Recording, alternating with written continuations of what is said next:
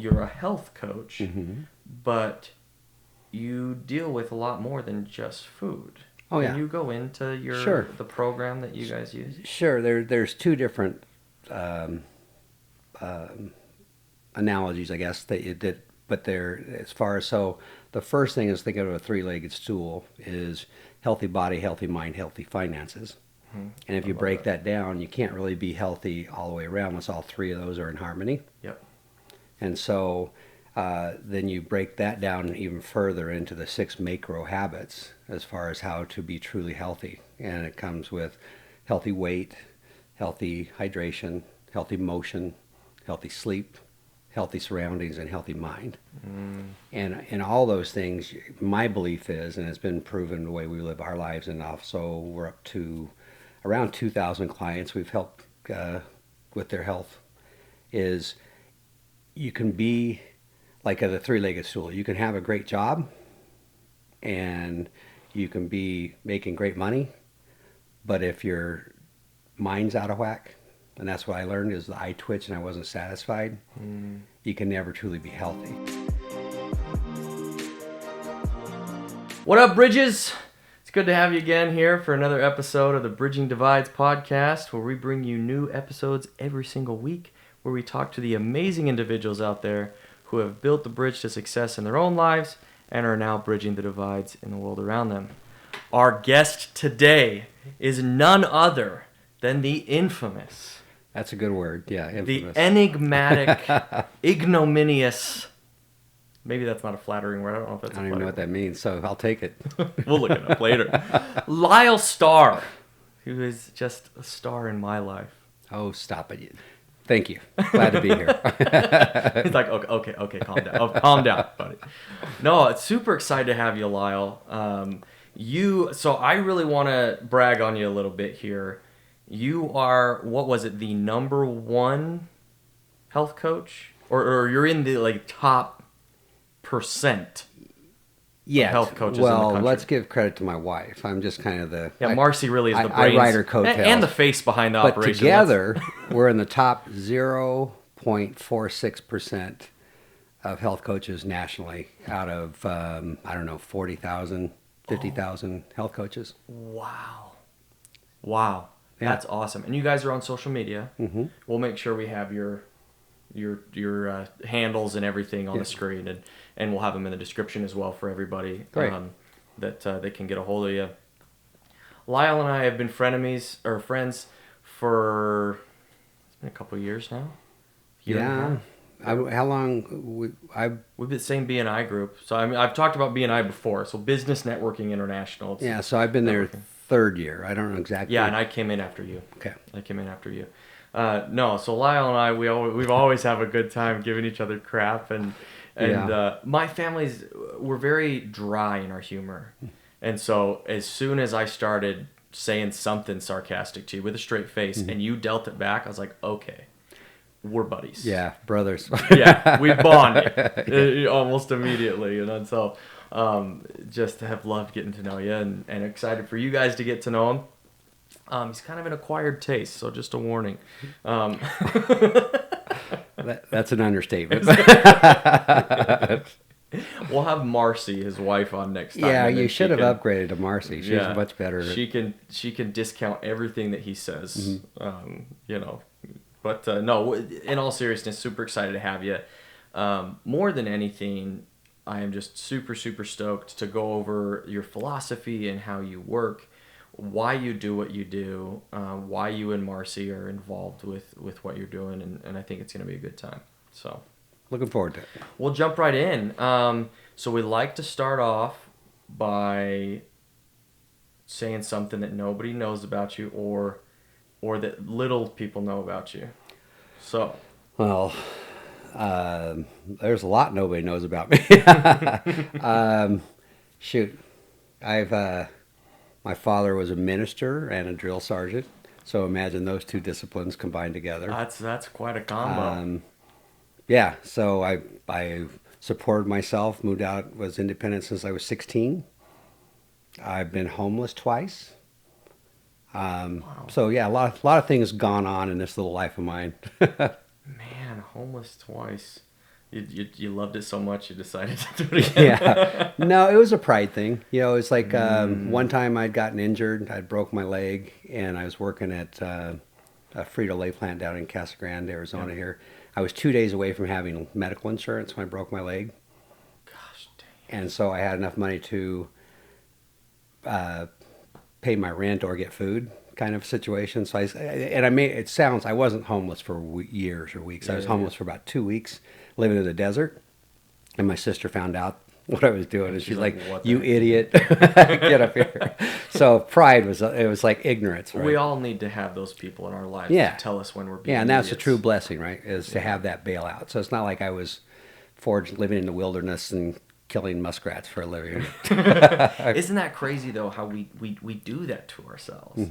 You know, in the last episode with Michael Benton, we were talking about how the traditional, masculine kind of stereotypical thing is, no, I do things on my own, and I'm strong enough to, I don't need to ask for help. And truth is, I mean, this life is not meant to be lived alone.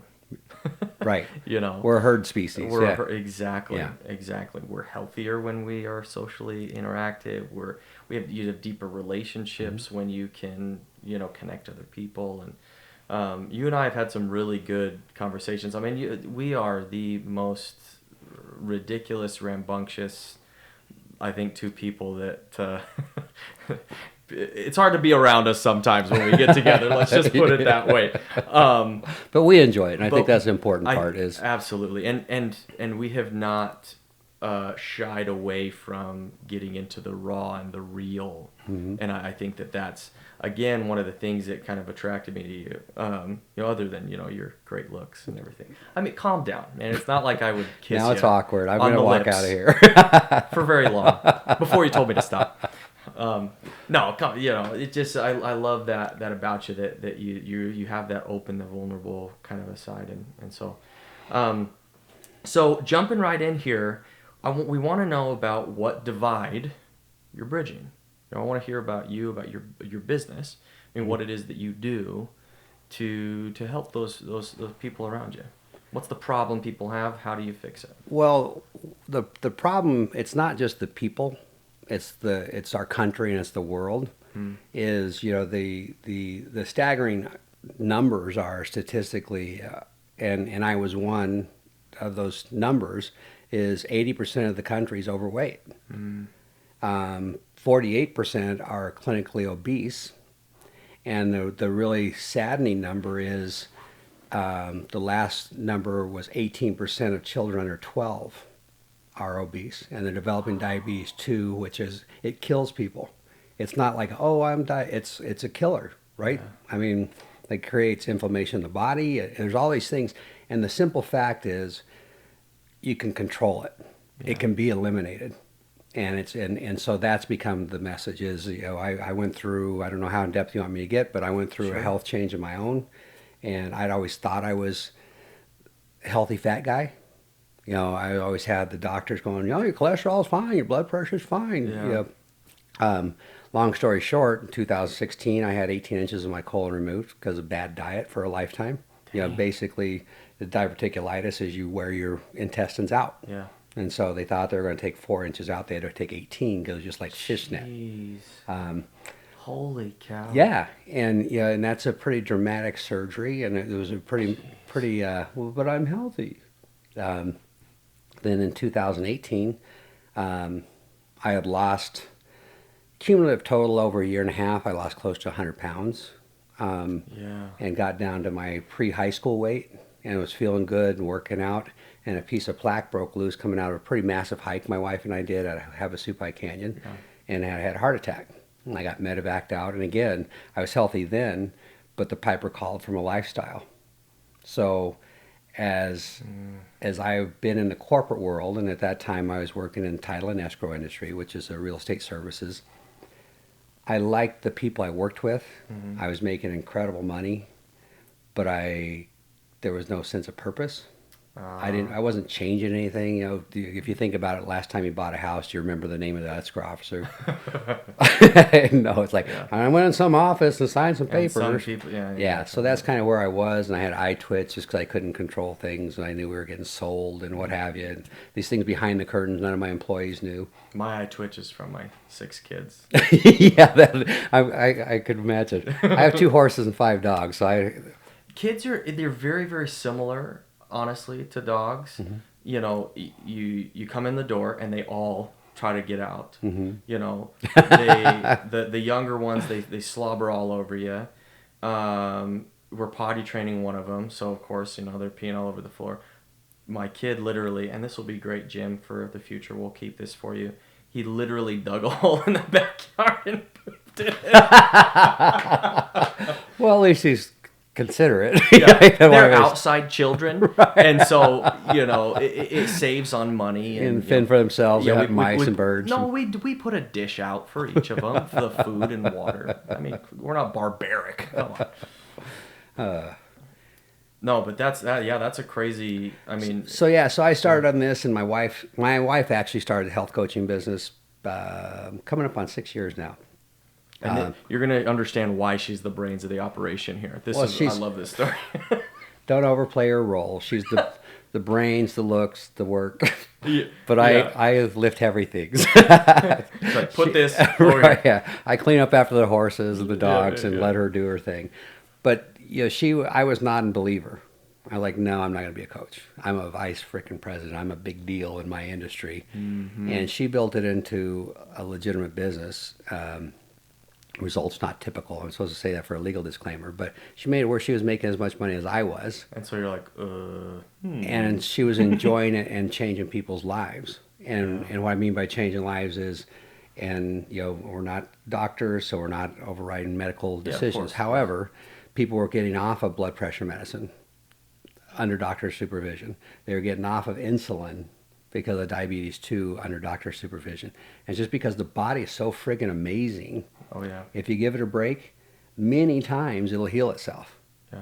And that's what I learned. Is as I started a program, I used to live on acid reflux medicine, omeprazole. I took twice the recommended dosage for, Wow. I don't know, 15 years. They say don't take it over 14 days. But you were a healthy fat guy. Yeah. And you can buy it at every grocery store in the world. And if you read the instructions, which nobody does, it says don't take this for more than 14 days. Oh geez, yeah. Because it blocks calcium absorption and creates osteoporosis. So other than fractured hips and bones and things down the road, there's absolutely no problem with taking this. Yeah. It's just nuts. So it's been 6 years since I've needed that. My sleep apnea / snoring went away. All these Wow. benefits that are not like something you'd think of. Yeah. And so she'd built the business. I was like, we're changing people's lives versus this corporate world where you can't control things.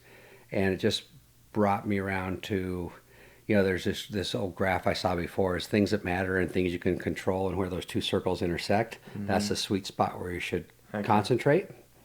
And I finally figured it out after only 55 short years.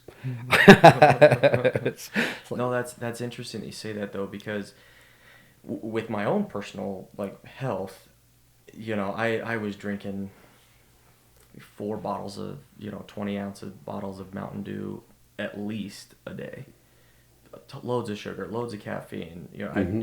And the crazy thing is that I'd get this rush, and I'd have to take a nap in the middle of the day because I was just so out of it. When I stopped was when I had more energy. I would need less sleep, and I would feel more rested, in the evening. But what was interesting for me, and one of the things I love that you guys focus on, is it's not just about the food.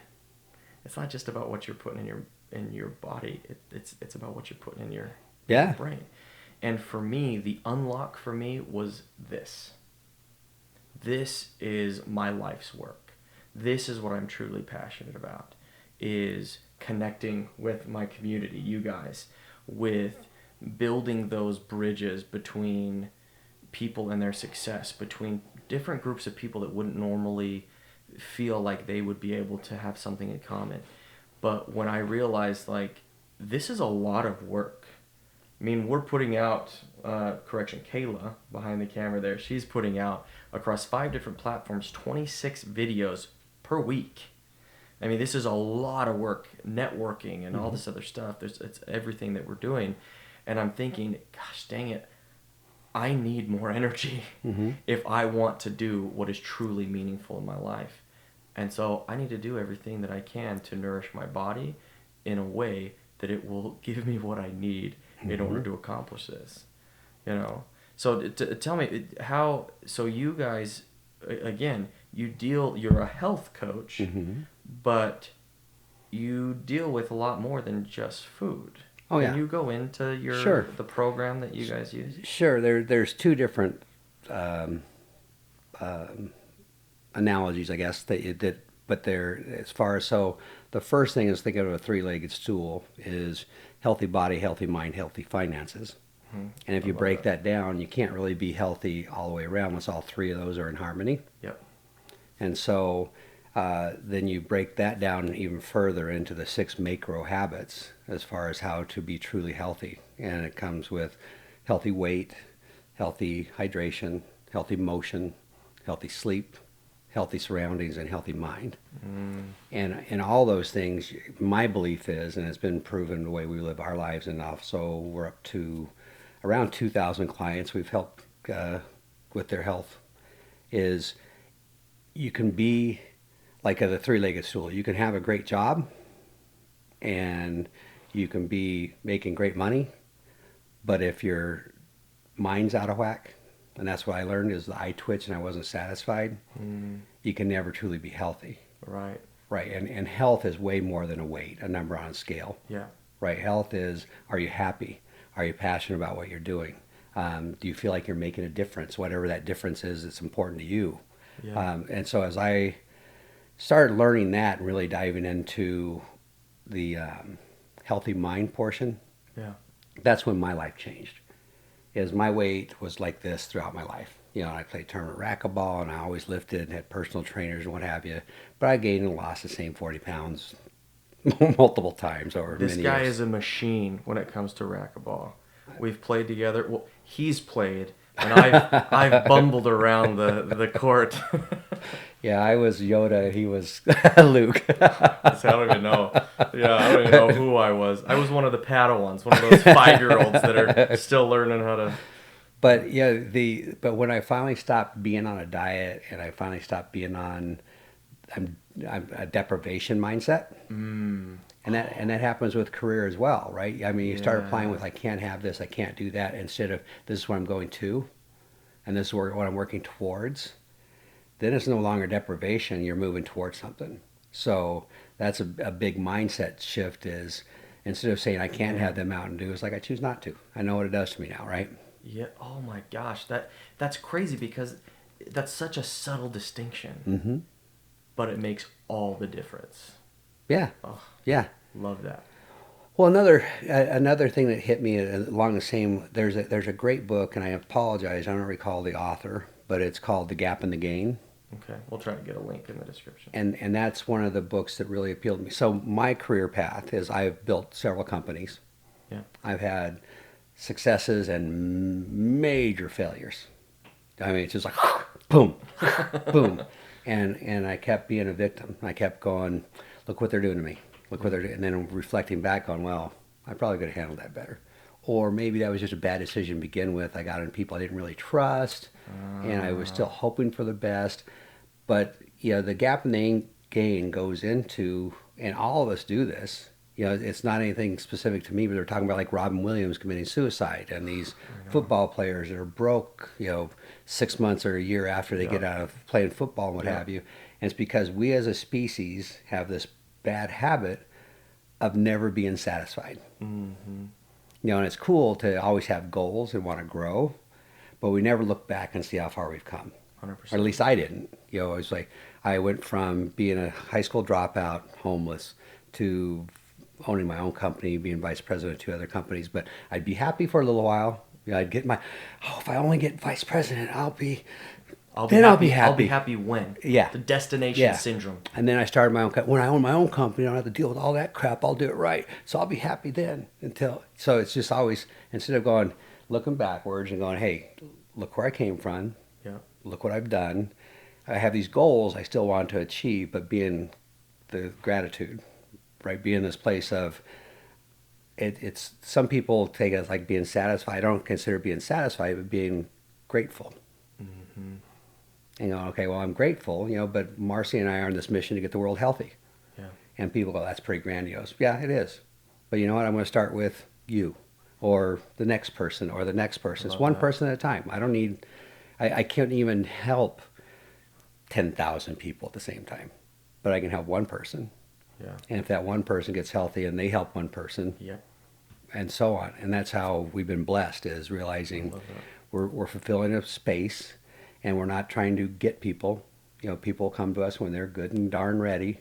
Yeah. And that was the other part too. I come from the sales background. Yeah. And I'm like, what I got to do today Yeah. right. To get you to sign this paper. So once I shifted head there too, it became something of joy, right? And just like, it'll happen when it happens for the right people. No, I love that. And honestly, you touched on so many of the principles that I teach in the Bridge strategy. The book that I'm writing, the course that I take to businesses, to be able to help them create a better work environment, to get their employees to want to do what they want them to do, to help them set goals, to feel fulfilled in what it is that they do. And I don't care if they're, the VP of, whatever organization, or if they're shoveling crap. You can feel fulfillment in whatever it is that you're doing. But a lot of that depends on the environment. But so many of the things that you had said are just perfectly aligned with the things that we do, that we teach. The first one of those is blueprint. It's all about the goal. It's good to have the goal. Mm-hmm. But it also comes down to the mindset. What are the limiting beliefs that are inhibiting you from accomplishing that goal? That's part of that blueprint that you have to get that right. People come to you, like you said, when they're good and ready. Mm-hmm. You can lead a horse to water, but you can't make him drink or whatever. You can dunk his head in the water if you want, but it's up to him, or her, for all of you female horses out there. Yeah, well, and good and ready, to me, that means you want to change. Doesn't mean necessarily have the confidence. Interesting. It means you really want to, and that's one of Marcy's sayings that I love is, I'll lend you my confidence until you have yours. How do you make the shift? How do you make the shift from wanting, getting that tiny little piece of motivation, to then having the confidence that you can do it? For me, it's helping them understand their why, right? And there's a lot of that blown out there with Simon Sinek and what have you, but the why is very specific to each individual, and it's become a buzzword, but it's really unique. There's an exercise that I've done, and it's called the 7 levels of why. And if you say, I want to do this because, and then, okay, why is that important to you? Okay, how's that going to make you different? And you get down to 7 levels, you're into the true emotion at that time. It's like, for me, and first time I did it, I got into tears because Alzheimer's is considered diabetes 3. It's inflammation and improper diet. And my father, last 5 years of his life, was in a diaper and didn't know us. And I realized that can be changed just by what you put in your body, and exercising 20 minutes a day. Like walking, not like going to the gym and crushing it, but get off your bum and walk around your block 3 times. It's like, that's mind blowing to me. It's like, because we just don't know that. We'd rather sit and watch Netflix. But yeah, so the why is the biggest part, because then it ties into intrinsic value versus extrinsic. If it's because your husband said you're fat, or your wife, or somebody made fun of you, or you saw yourself in a video, or whatever, that's all very extrinsic. So it's short-term motivation. As soon as the pain lets up a little bit, somebody says, hey, you look good, your motivation went away. Like, well, I better have a pizza. You know what I mean? And so, I don't want to get too fat. yeah, I'm looking too skinny. Yeah. But when you tie it into, I can just give you a plethora of reasons. Like a lady just the other day, one of our clients, she wants to be there for her grandchildren. Yeah. And her upper body strength is so low she can't lift them up. So we're helping her do push-ups against the wall and start working on nutrition to help you get the really implement. So those small things and what's important to you may not be important to me. And that's where we've learned is we meet our clients where they are instead of where we think they should be. Oh no, that's fantastic, and I think that's a great way to be a parent. Mm-hmm. That's a great way to be a spouse or partner. I agree. It's a great way to be a boss. Is to meet the person where they are, and then let's build up together. Mm-hmm. You know, I love that. That's beautiful. What have some of the limiting beliefs been in your life that have kept you from ultimately achieving true meaningful success? That's a good one. One was always that I wasn't enough. You know, no matter what level I was at, I was always had a chip on my shoulder and like going to prove, you know, and take what I needed, and you know the world's against me, and realizing that really the world doesn't care. You know, they can't be against you if they don't care. Right. There's not that big a focus on Lyle. It's just a matter of I got to get rid of that limiting belief that it's just a matter of getting out, doing what I'm passionate about. I guess that would be the major one. Yeah. I was always pretty confident in my knowledge, and I could outwork people and what have you. But yeah, I always also had in the back of my mind, you didn't graduate high school. You're an idiot. Yeah, you know, I hit the glass ceiling in a couple of different corporations where I didn't have my degree, because I did go back and get my GED, and I did go to college, right? But I didn't get my diploma, my degree. Yeah. So yeah, there was those times where I just didn't feel like I fit in. Interesting. Yeah. Yeah. No, and that can be difficult. And I'm a huge proponent of alternate education means, you know, whether it's an apprenticeship or a trade school or just getting out there and hustling, you know, busting your hump, you know, and to get stuff done. And I'm not going to say that I'm like down with the system and 4-year degrees are a waste of time. But a lot of times for a lot of people that just go, that's not for me. There are other options. There are other ways to learn, to grow. I think that lifelong learning is an essential. That's where I was going to go. Core value to growth. But what does that mean? Where do you get that learning? Find a mentor. Oh my gosh, this guy right here, for one, is one of my mentors. You know, for all the crap that we sling at each other. Like honestly, truly, like I see what you do, and I see the way that you live your life, and the way that you interact with other people, and I just go, man, I want to be thank you. Like that guy. You know, maybe a little bit more hair at his age, but you should see my back. Gross. It just moves down. Is that what it is? Yeah, my hair count is still the same as when I was 20. It's just not on my head. That's fantastic. No, I love that. The second building block in the bridge strategy is lay the first brick, which is all about initiative. You know, yes, we're not meant to live alone. Bridges are built from two sides. But I like to say that you have to lay the first brick. You got to take the initiative. You can't wait for somebody else to do it for you. Nobody can do it for you. You know, yeah, you need another half of a bridge, but you have to build yours. You know, how have you seen in your life, how has initiative been key to how you've succeeded? Initiative is important in every aspect, right? It's for the short-term successes I had as far as moving up in the ranks at companies. Yeah, it's always been. I don't even remember I've done a lot of self-development, done a lot of seminars, and been to people who know way more than me. But basically, I remember years ago somebody saying, if you want to move up within a company, you got to make it easy for your boss to say yes. In other words, start doing the role before you get the role. Awesome. And so just make yourself the obvious choice. Love that. Right. The other part is applicable, especially today. And this is no offense to my friends. I have friends that I've been golfing with for 30 plus years. Yeah. And they're a lot of them are partiers.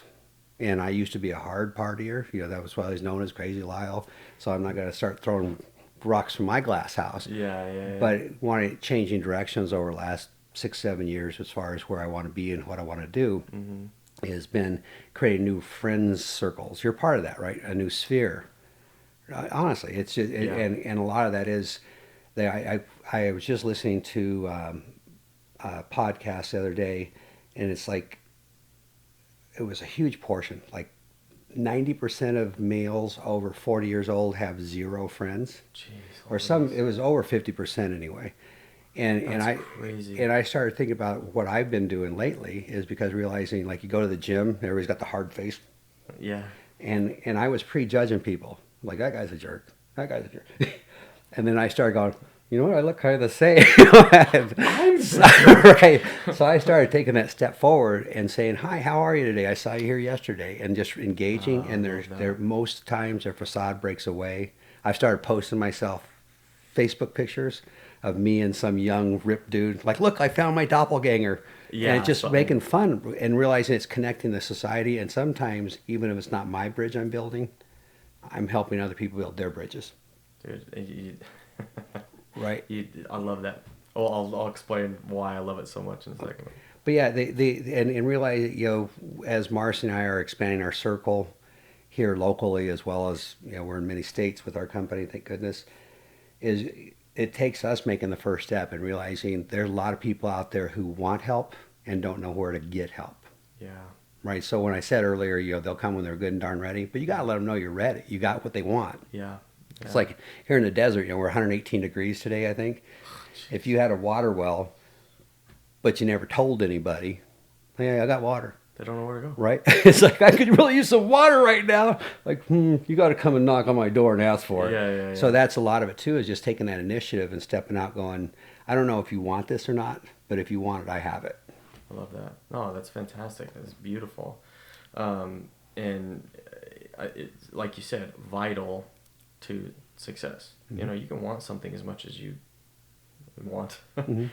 but if you don't actually take a step, you're never going to get there. Yeah. You know, I love that.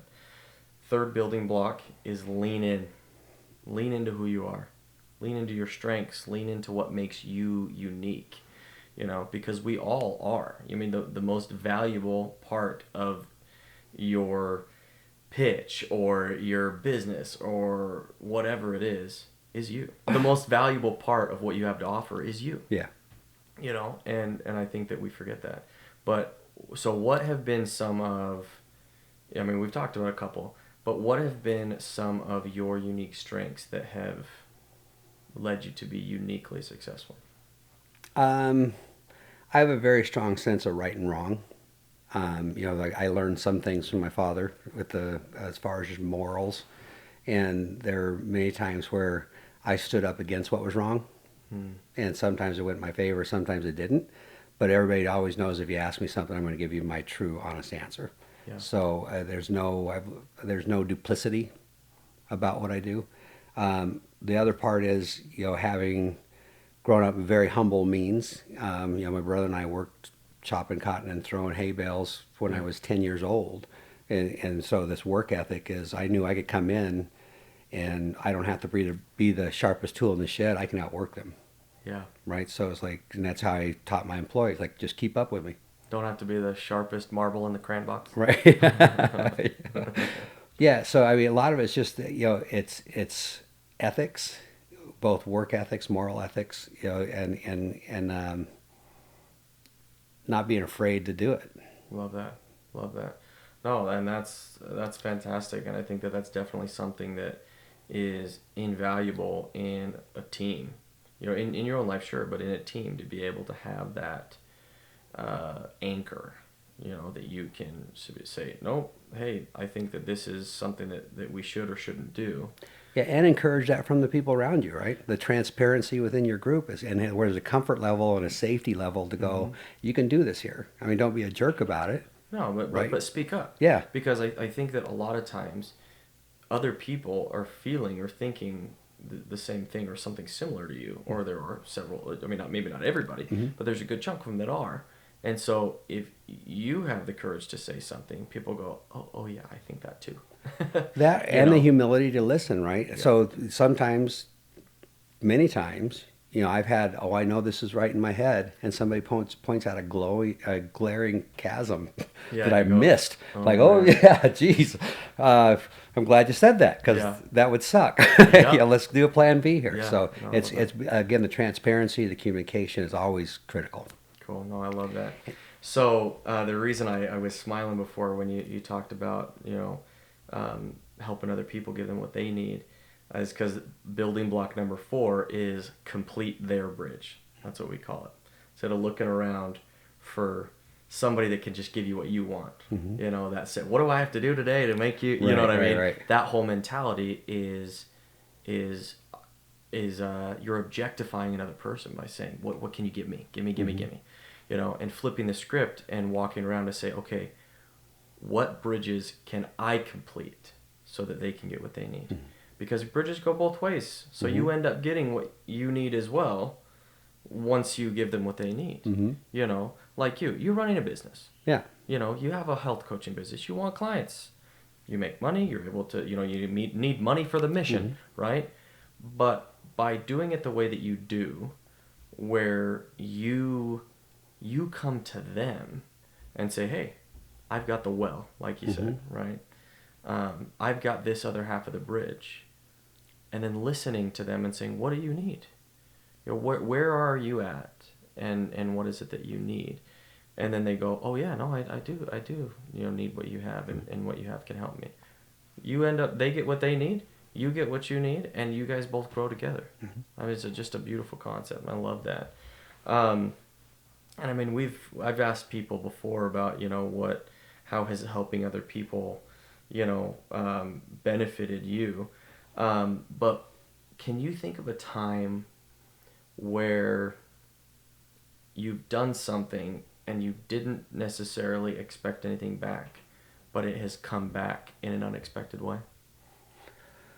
Yeah, actually, it happens quite a lot, and that's been part of my growth. It's our goal is to be transformational instead of transactional, and so when you know we will hop on a Zoom or a phone or meet somebody for coffee or whatever and do a health assessment with them, and I go there without any expectation, and just be clear minded as far as I don't know if we're a good fit or not. Yeah. If you're not ready, I'm going to say you're not ready.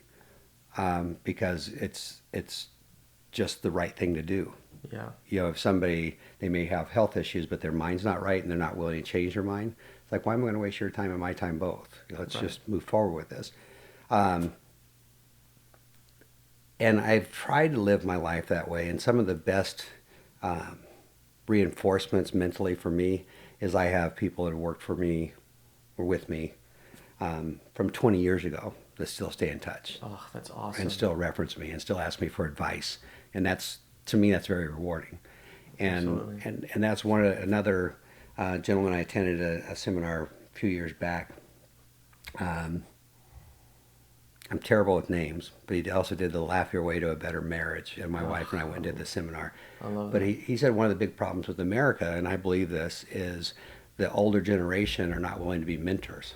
And I had the privilege of having great mentors as I was coming up through the ranks. I had people that were geniuses. I didn't know at the time. I thought everybody had that.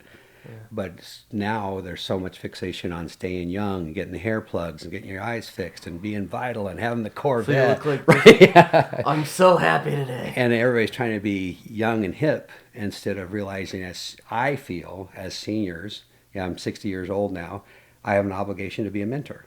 You don't look a day over 59. I look, Your look well, is I always tell great. people I'm 86, so they think I look better for my age. In that case, you look great. Right? But yeah, I think like the BNI mentality, givers gain. Zig Ziglar put it great as far as you can have anything in life you want if you help other people get what they want. And that's been my philosophy for many years now, is if you quit attaching meaning and expectation to things and just do the right thing, it usually works out. Oh, I love that. And ultimately, I really feel like if we're not helping somebody else with what it is that we're doing, then why are we doing it? Yeah.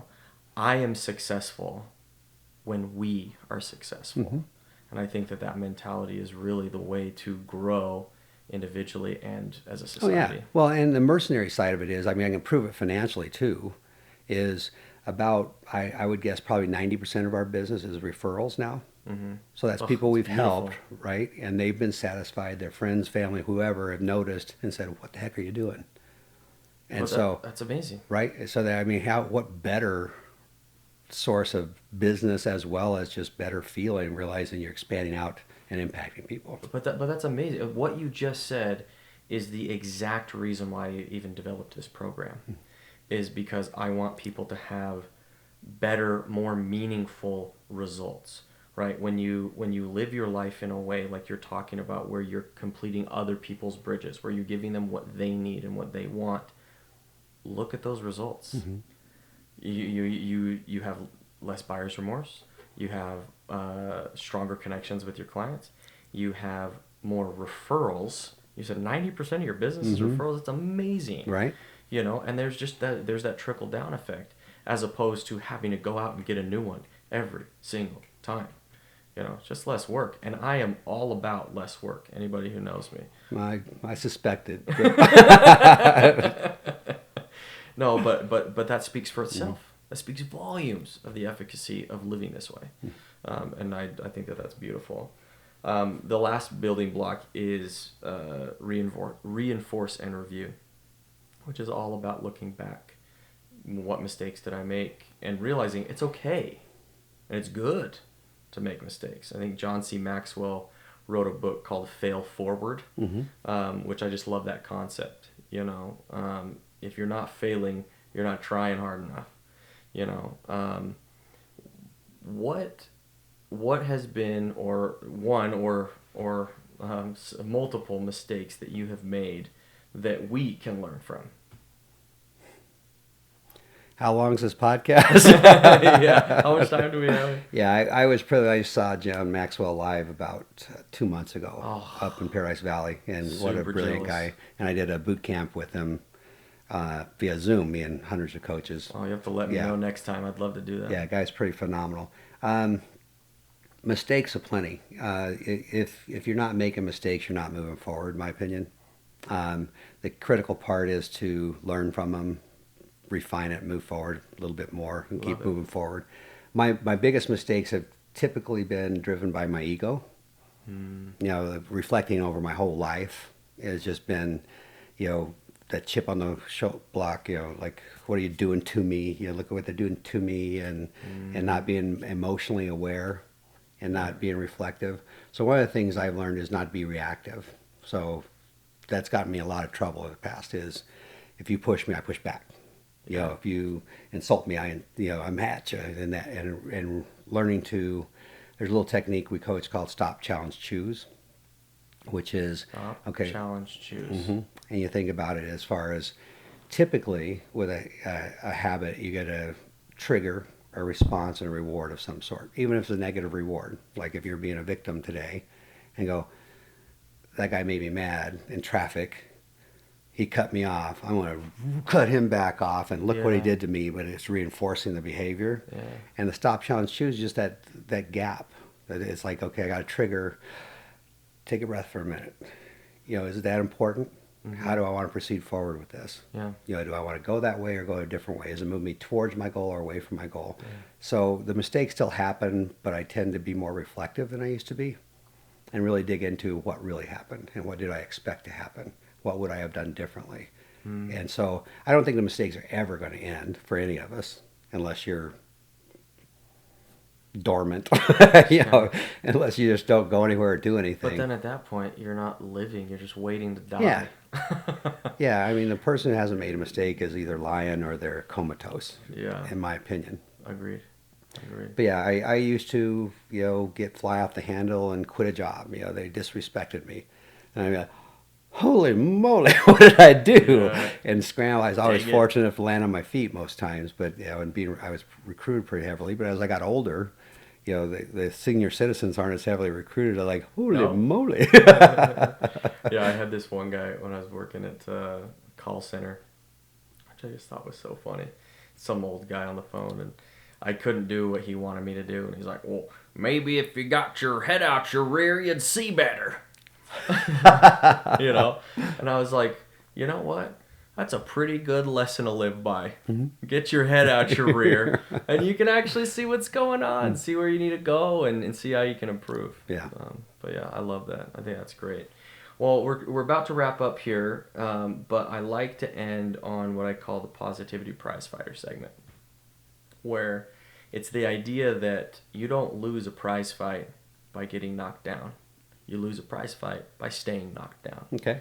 And positivity to me is not about sunshine and rainbows and unicorns, which I love, don't get me wrong, but it's about when you're knocked down, are you going to get back up because you believe that it will get better if you do? So what we want to know is, what is a time in your life where life has just punched you in the face and knocked you down? And how did you get up, spit the blood out, and keep fighting?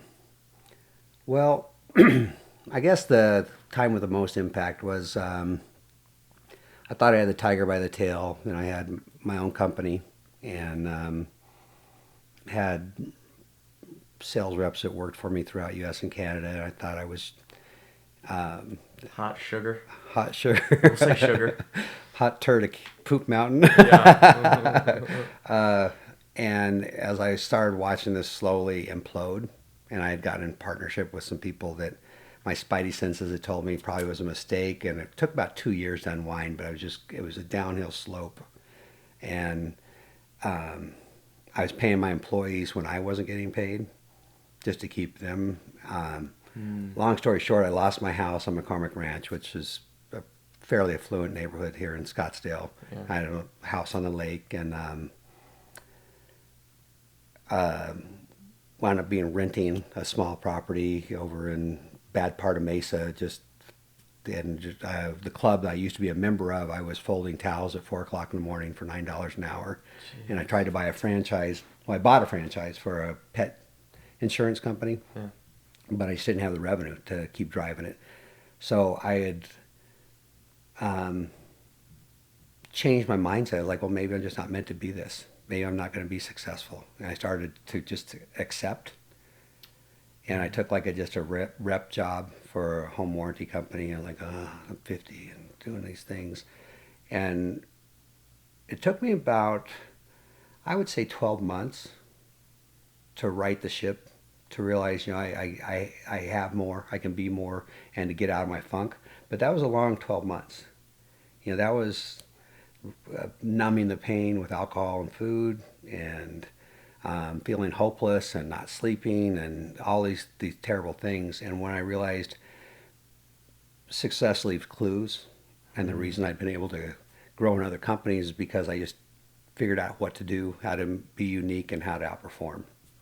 And as I got back into the saddle, that's what happened. And then, I don't know, I was running 3 states for that company within about 12 months, and then I went in as a VP of a title and escrow company and Awesome. Kept growing forward. But realizing the same behavior, just giving a crap,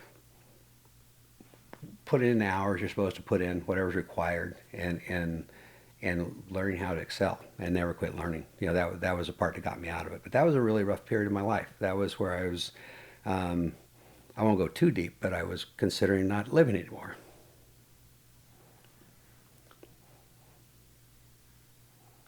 Darn it. You got me, Mitch. So my advice to people is just never give up. Even in the darkest time, look for the light and just keep fighting. Keep getting up. Yeah. No. It seemed like it just one punch after another, and it's like, okay, I got knocked down, but quit knocking me down. Yeah. Stop punching me. Right. No, and again, this is one of the reasons I love you, is because I also went through that. I was in the Navy, and when I got to the point where I was looking out the back of the ship every day, thinking about, taking that last plunge, I knew I was in trouble. But I appreciate you sharing that, because that is not an easy thing to go through, but to also share and open up about. And I know that we have people watching that have also gone through that. And it's scary. And so thank you. Thank you for sharing that. Well, and since we went there, if for the audience part is there are resources, so never let yourself drown in loneliness. There's 988 now for the suicide hotline, so find somebody to talk to. Yeah, no, and that's what I did. I'm like, well, thank goodness. Oh my gosh. I mean, I thank God every day for my wife, and for my friends that were around me. I mean, I have some military buddies that literally saved my life. Sweet. You know, and so it's just a beautiful thing. Lyle, you are an amazing man. I love you, and just the amazing energy and positivity and love that you spread is contagious. And thank you. Thank you Thanks. for being you, and thank you for that. Man, this has been a lot of fun, and I just had a great time. How can we get a hold of you? How can they find you? There's our website is Lucky Stars Health Coaches. Stars with two R's. That's my last name. .com, and you can go on there and get a free health assessment. Not a typo. Not a typo. Yeah, it's a long website. The other way is just through Facebook.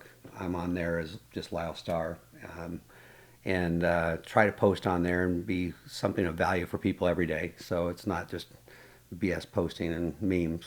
Some of it is. It's part of the charm. And they can always reach me on my cell phone at 480-318-8208. So we travel quite a bit, but I always return calls. And my email is luckystars@icloud.com. Great. Oh, well, you guys heard it from the man himself. How to be successful. And we just absolutely loved having Lyle on. And just remember that you are worth it. Life is worth it. And don't accept staying down. Your life is worth more and is worth it to get back up and to keep fighting. I love you guys. Keep being amazing. Remember, it's not just business, it's all personal. We'll see you next time.